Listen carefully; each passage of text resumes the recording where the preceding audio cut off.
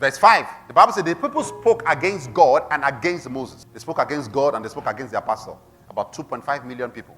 That was the average number. Moses was leading. He was a great pastor. What did the Bible say? Read it yourself. The Lord sent what? Among the... Now, if you look at this text carefully, you will say it was God that sent the fiery serpent to kill them.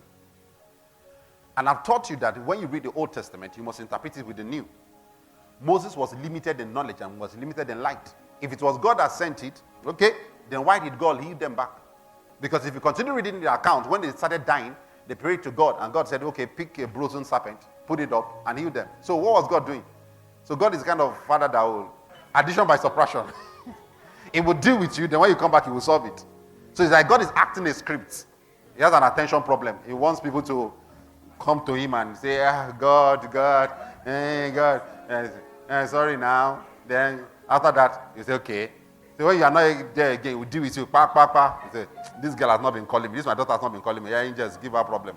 Then give her a problem. You say, God, help me. God say, That's what you're painting. He has an attention problem. That's not the God of the Bible.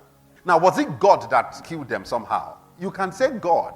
But when you say God, it wasn't that God sent a serpent. I've taught you that everything around here is built into a system. If a man speaks against his man of God and something happens to him, it is not God that did it. It is God's law that did it. God has programmed some things into a system.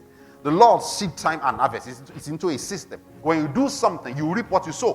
When you reap what you sow, when the harvest comes to you, brought the harvest to you. It was God that brought it. But God did not stand up from heaven and say, now let's go and give our harvest. No. Are you following me?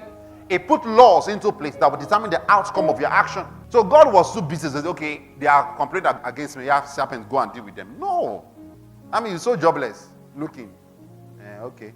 Now they are talking against me. Serpent, you go bite them small. Even me, I don't have that time. There's a law of seed sowing and harvest. There's a law of honor and disorder. It will come. It's God that has put it in place. So, how do we explain what happened to them? The serpent came, beat them to death. Yes, because there is a law. In James chapter number 1, verse 13 to 15. Let's look at it. Let no one say, when I am tempted, I'm tempted by God. For God cannot be tempted by what? Evil. Nor does he tempt anyone. Let no one say, when he is tempted, I'm tempted of God. But each one is tempted when he is drawn away according to his own desire. Another version calls this lust. What was the lust? The desire that enticed them away. Water, food. They wanted food and water. They could not hold themselves. And that was the desire that drew them away from God. That was the source of their temptation. When that desire is conceived, the Bible says it brings forth what? Sin. When sin is fully blown, it gives birth to what? Death. It's a 3-chain reaction.